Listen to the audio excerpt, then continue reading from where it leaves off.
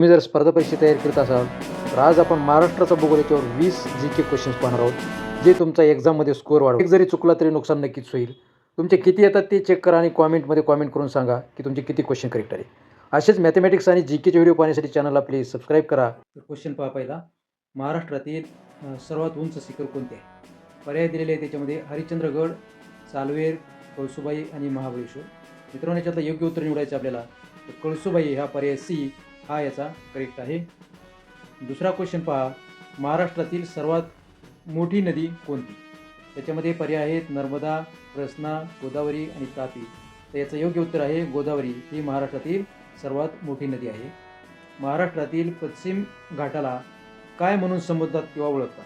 खाली पर्याय दिलेले आहेत गोदाकाठ, पश्चिम घाट, निलगिरी आणि सह्याद्री. तर महाराष्ट्रातील या पश्चिम घाटाला दुसरं नाव आहे किंवा त्याला या नावानं संबोधतात सह्याद्री. पुढील क्वेश्चन. खालीलपैकी कोणती नदी महाराष्ट्रात उगम पावते? तर महाराष्ट्रामध्ये उगम पावणारी नदी कोणती आहे ते सांगायचं आहे.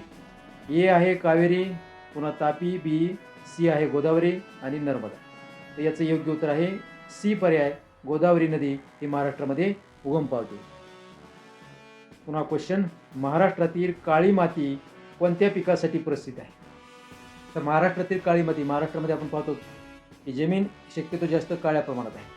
तर ही माती कोणत्या पिकासाठी प्रसिद्ध आहे ते लिहायचं उत्तर. तांदूळ आहे, कापूस आहे, भुईमूग आहे आणि ऊस. त्याच्यामध्ये योग्य उत्तर आहे पर्याय बी कापूस यासाठी पीक आहे प्रसिद्ध आहे. पुढचा क्वेश्चन आहे महाराष्ट्रातील सर्वात मोठा जिल्हा कोणता? तर क्षेत्रफळानुसार जिल्हा सांगायचा आहे. पर्याय दिलेले आहेत गडचिरोली, नाशिक, अहिल्यानगर आणि पुणे.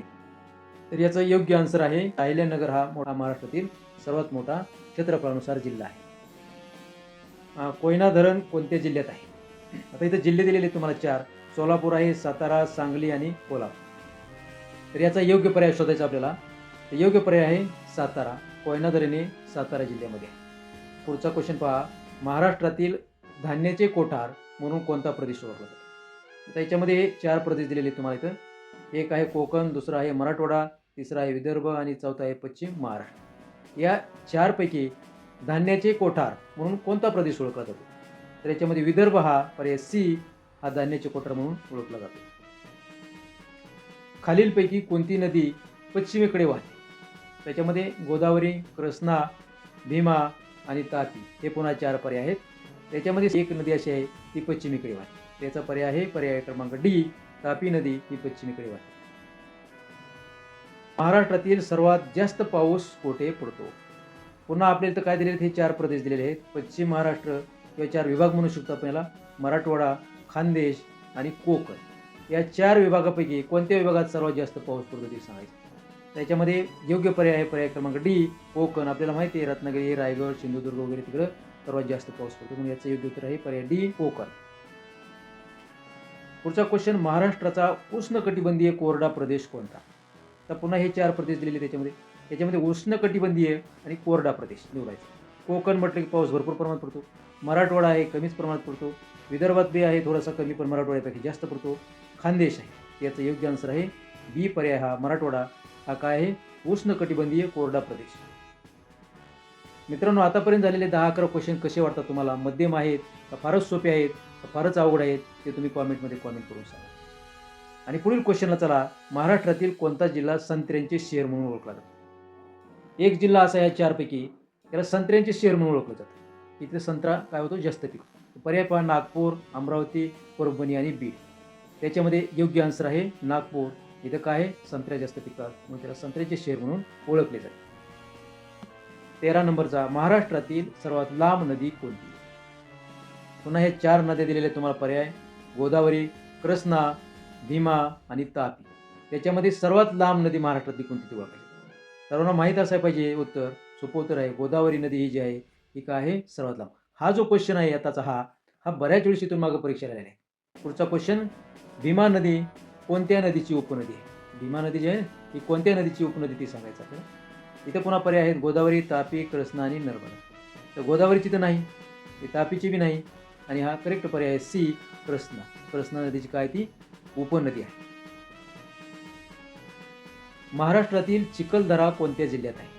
आता चिखलदरा हे जे ठिकाण आहे हे महाराष्ट्रामध्ये या 4 पर्यायापैकी कोणत्या जिल्ह्यात येते आपल्याला सांगायचं. तर पहिला पर्याय आहे याच्यामध्ये अमरावती, दुसरा आहे गडचिरोली, तिसरा आहे बुलढाणा आणि चौथा आहे जळगाव. या चारपैकी कोणत्या जिल्ह्यात आहे चिखलदरा? तर या चारपैकी पहिला पर्याय ए हा करेक्ट आहे. अमरावती जिल्ह्यामध्ये हा चिखलदरा आहे. मित्रांनो, असेच तुम्हाला मॅथ्स आणि जी केचे व्हिडिओ पाहिजे असतील तर चॅनलला प्लीज सबस्क्राईब करा. त्याच्यामध्ये तुम्हाला सर्व प्रकारचे मॅथमॅटिक्सचे आणि जी केचे व्हिडिओ आपल्याकडे पाहायला येईल. तर पुढचा क्वेश्चन आहे, महाराष्ट्रातील समुद्रकिनाऱ्याची लांबी किती आहे? ए आहे 900 किमी, बी आहे 800 किमी, सी आहे 720 आणि डी आहे 620.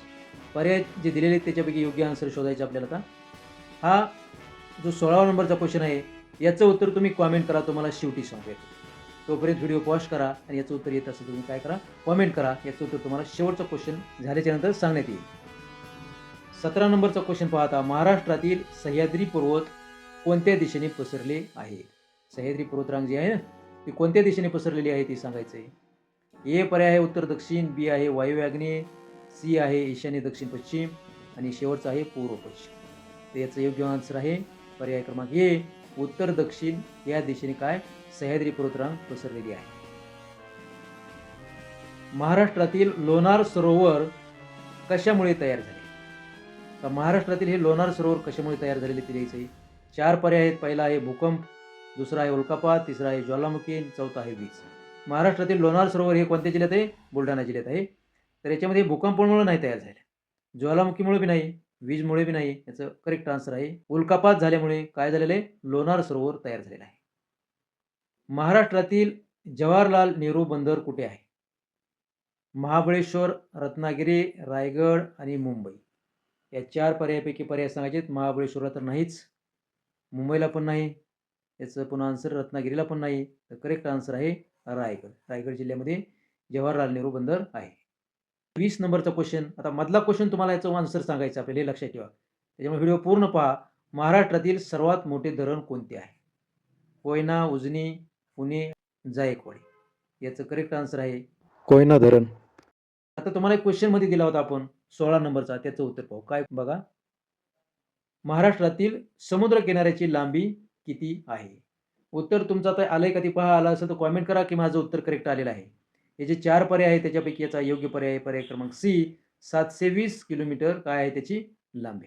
मित्रांनो, असेच मॅथ्स आणि जीकेचे व्हिडिओ जर तुम्हाला पाहिजे असतील तर चॅनलला प्लीज सबस्क्राईब करा आणि हा जर व्हिडिओ तुम्हाला आवडला असेल तर व्हिडिओला लाईक करा.